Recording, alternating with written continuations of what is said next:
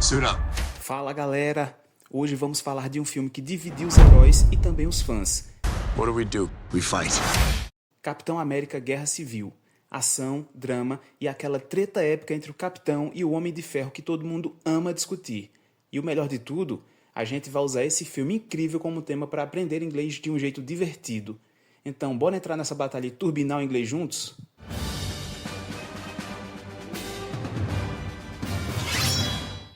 No vídeo de hoje a gente vai analisar uma cena do aclamado filme Capitão América Guerra Civil, You have a metal arm? That is awesome, dude! onde a equipe dos Vingadores da Marvel ficou rachada ao meio, divididos entre o Team Cap, comandado pelo Capitão América, e pelo Team Iron Man, que tinha o Homem de Ferro como líder. Mas antes, se você não conhece o canal ou ainda não é inscrito, clica no botão de inscrever-se e já deixa seu like para dar uma moral e ajudar o YouTube a entender que esse vídeo é importante e que merece ser entregue a mais pessoas. Na cena que iremos analisar, temos o Team Cap reunido e eles estão recepcionando um novo membro que foi convidado a fazer parte da equipe, Scott Lang, ou mais conhecido como Homem-Formiga. Primeiro, vamos assistir a cena com legendas em português. Captain America, Mr. Lang? it's an honor. I'm shaking your hand too long. Wow, this is awesome. Captain America, I know you too. You're great. Jeez. Look, I want to say, I know you know a lot of super people, so thanks for thanking of me. Agora, vamos assistir a mesma cena com legendas em inglês. Captain America, Mr. Lang? it's an honor. I'm shaking your hand too long. Wow, this is awesome. Captain America, I know you too. You're great. Jeez. Look, I want to say, I know you know a lot of super people, so thanks for thanking of me. Agora nós vamos passar no detalhe cada uma das falas que a gente acabou de ver na cena. Na primeira parte da cena, o Scott Lang, que é o Homem-Formiga, chega no lugar onde está o Team Cap e aperta a mão do Steve Rogers, que é o nosso Capitão América, e eles se cumprimentam. O Scott Lang, muito radiante, fala Captain America, Captain America, ou seja, Capitão América. Captain America. Captain America. E o Capitão fala Mr. Lang, que quer dizer Senhor Lang. Mr. Lang? Mr. Lang? E na sequência o Scott fala It's an honor, que significa é uma honra. It's an honor. It's an honor. E aqui vale lembrar que o artigo que está sendo utilizado nessa frase é o an, porque mesmo que uma palavra comece com consoante, mas possui o som de vogal, então nesse caso também é utilizado o artigo an, ao invés do artigo a. É o mesmo caso da palavra hour em inglês, hour, tendo em vista que nesse caso o som do H é mudo.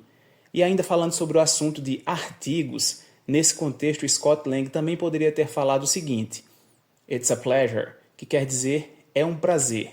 E aqui a gente vê que o artigo utilizado nesse caso foi o a, it's a pleasure, porque a palavra que vem na sequência começa com som de consoante. Vale muito a pena ficar atento nessa dica, hein? Ou seja, mesmo que a palavra comece com uma consoante, mas que na sua pronúncia ela tem o som de vogal, então é necessário utilizar também o an. I'm shaking your hand too long. I'm shaking your hand too long.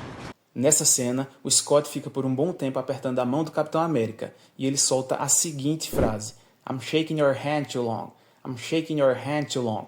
Que significa dizer, eu estou apertando a sua mão por muito tempo, mostrando nas palavras a emoção e a honra de estar ali junto com o Steve Rogers.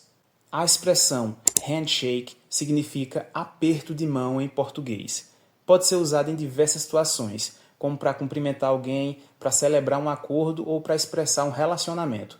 Por exemplo, na frase He welcomed me with a wide smile and a warm handshake. He welcomed me with a wide smile and a warm handshake.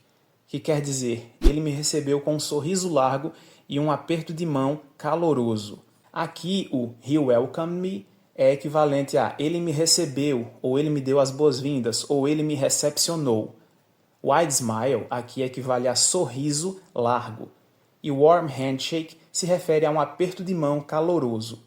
Na frase que o Scott falou, I'm shaking your hand too long, essa última parte da frase, too long, é uma expressão que significa demasiado tempo, demorar demais ou por muito tempo. como a gente pode ver nesse exemplo aqui. I can't leave my job for too long. I can't leave my job for too long. Que quer dizer, eu não posso deixar meu trabalho ou sair do meu trabalho por muito tempo. Na próxima cena, Scott fala a seguinte frase. Wow, this is awesome. Wow, this is awesome. Que quer dizer, uau, isto é incrível. Wow, this is awesome. Wow, this is awesome. E aqui vale a pena prestar atenção nesta pronúncia da palavra awesome. Awesome. Note que você precisará reduzir a palavra a esta pronúncia aqui. Awesome. Awesome. E além disso, aqui nessa parte ele também poderia fazer uso de outras frases para substituir essa e causar o mesmo impacto, como por exemplo nas frases a seguir. This is amazing. This is amazing. Que quer dizer a mesma coisa, isto é incrível. This is fantastic. This is fantastic. Que quer dizer isto é fantástico. This is incredible. This is incredible. Que quer dizer isto é incrível. This is wonderful. This is wonderful. Que quer dizer isto é maravilhoso. This is epic. This is epic. Que quer dizer isto é épico. This is mind-blowing. This is mind-blowing. Que quer dizer isto é alucinante. This is outstanding. This is outstanding. Isto é algo fora do comum. This is phenomenal. This is phenomenal. Ou seja, isso é fenomenal. This is terrific.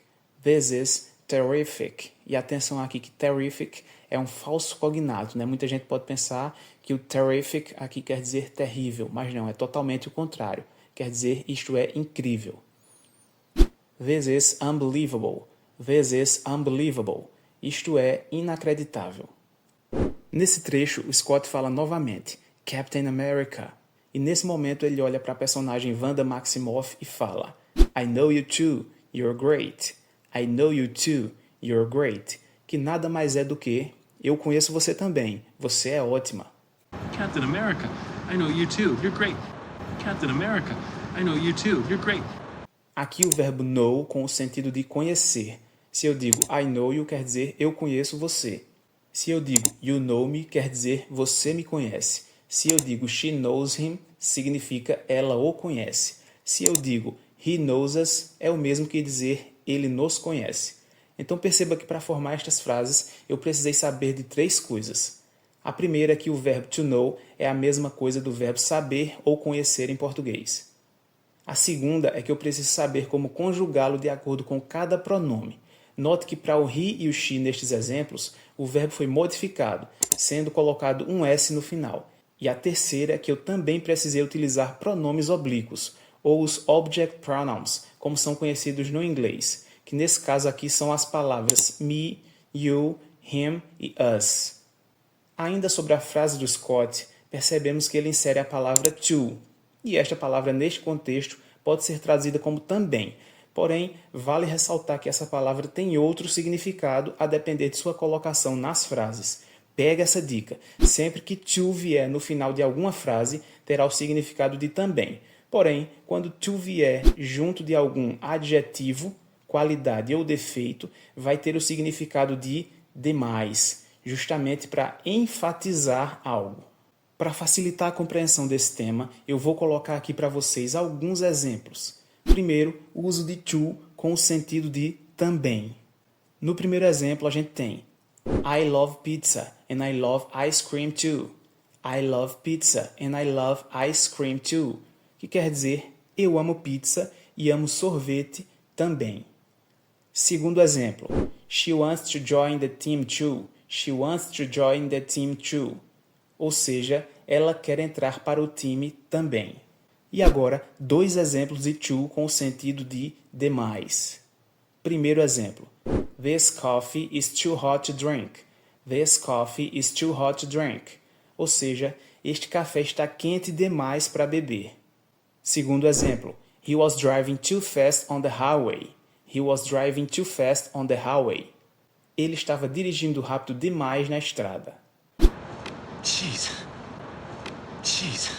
A próxima fala do Scott é geez. Geez.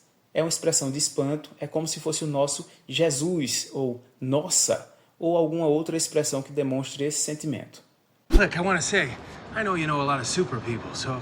Look, I want to say, I know you know a lot of super people, so... Nesse quadro, o Homem-Formiga fala a seguinte frase: Look, I wanna say, I know you know a lot of super people, so... Look, I wanna say, I know you know a lot of super people, so... Que quer dizer, olha, eu quero dizer, eu sei que você conhece muitas super pessoas, então... E aqui, destrinchando esse trecho, a gente tem a palavra look no início, que pode ser utilizado literalmente como verbo olhar, mas também pode ser colocado em uma frase como uma maneira de chamar a atenção da pessoa para o que vai ser dito na sequência. Seguindo com a fala, o personagem diz I wanna say, I wanna say. E nessa parte aqui ele está usando a contração do want to, ficando wanna. Ou seja, sempre que você ver a palavra wanna, saiba que ela é uma contração de duas palavras que são want e to. Logo, nesse caso, se ele tivesse falado I want to say, também estaria correto, mas o wanna é mais comum de ser utilizado. No trecho I know you know, nós temos o verbo know sendo utilizado com dois significados diferentes, que são saber e conhecer. Por isso, a tradução fica eu sei que você conhece, mas a gente entende que é dessa maneira justamente por conta do contexto da frase completa, porque caso essa frase fosse tirada de contexto e isolada, ela também poderia significar eu sei que você sabe. Por isso, é sempre importante falar que no inglês o contexto é importantíssimo e primordial para o bom entendimento e andamento de um diálogo. E aqui na parte que ele fala a lot of super people, ele quer dizer muitas super pessoas. E aqui perceba que o a lot of, que significa muitas, poderia ser facilmente substituído por lots of, que é uma maneira mais informal de se falar. Logo, tudo vai depender do nível de formalidade que é mostrado na situação. Além disso, a lot of poderia ser também substituído por many, que também tem o mesmo significado, só que é um tanto mais formal do que a lot of. Sendo assim, a gente poderia escrever esse trecho de três maneiras diferentes. I know you know a lot of super people, que é um modo um tanto formal de se falar. I know you know lots of super people, que é uma maneira mais informal.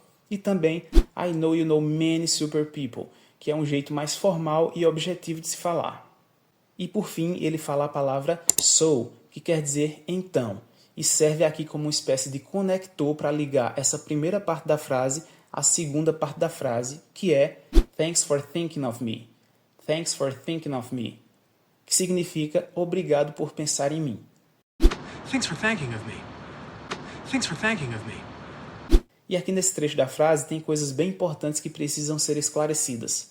Primeiro é o fato de o verbo think estar sendo utilizado na sua forma gerúndio, ou gerund, como se fala no inglês. Porém, o gerund na língua inglesa é um tanto diferente do que a gente está acostumado com o gerúndio no português. Então vamos falar aqui um pouquinho sobre o uso do gerúndio no inglês. O gerúndio, que é a forma com o ing, é usado após certas expressões para transformar o verbo em um substantivo ou indicar uma ação em andamento. No caso da frase Thanks for thinking of me, aqui o thinking é o objeto da preposição for, que vem antes, e significa algo como obrigado por o ato de pensar em mim. E o gerúndio é utilizado sempre em verbos que vêm após preposições, como por exemplo, for, about, of, in. O verbo sempre vem na forma do gerúndio, que é com o ing no final. Por exemplo, she apologized for being late. She apologized for being late. Ou seja, ela se desculpou por estar atrasada. Note que aqui, após o for, tem o verbo be com o ing no final, transformando esse verbo no gerúndio. Ou no exemplo a seguir, they are excited about going to the beach. They are excited about going to the beach. Ou seja, eles estão animados em ir à praia. Note que aqui o verbo go, após a preposição about, também veio acompanhado do ing. Nesse contexto aqui da frase, o gerúndio também implica que a pessoa está agradecendo por uma ação que aconteceu no passado ou que está acontecendo no momento. É o caso do Scott Lang agradecendo ao Capitão América por ele ter pensado nele para ocupar aquela vaga na equipe do Capitão América.